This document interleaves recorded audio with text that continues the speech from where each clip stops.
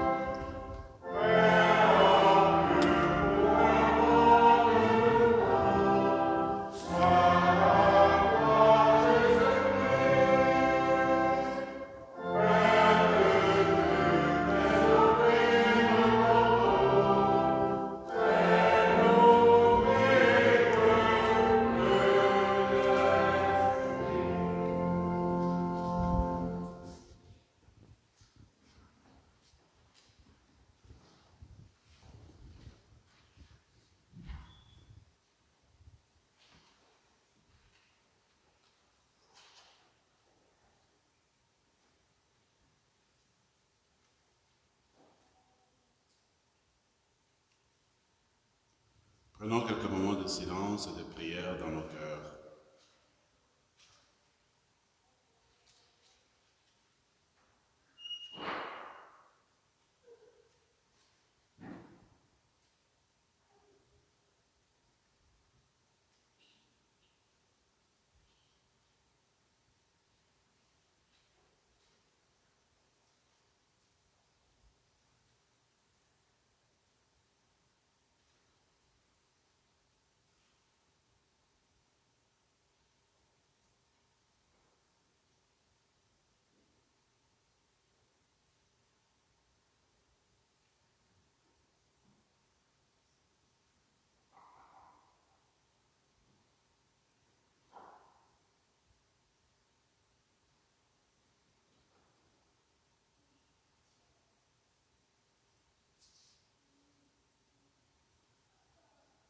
Nos prières, Seigneur, nous te les adressons par ton Fils qui vit et règne avec toi maintenant et pour les siècles des siècles.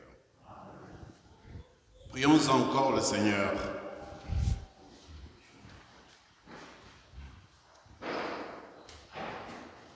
Nous avons été fortifiés par le sacrement de notre rédemption. Et nous t'en prions, Seigneur, que cette nourriture pour le salut éternel nous fasse progresser dans la foi véritable, par le Christ notre Seigneur.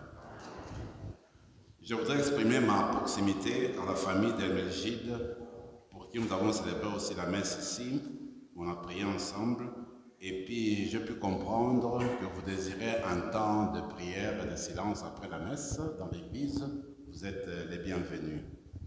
Le Seigneur soit avec vous. Et que Dieu Tout-Puissant vous bénisse, le Père, le Fils et le Saint-Esprit. Allez dans la paix du Christ.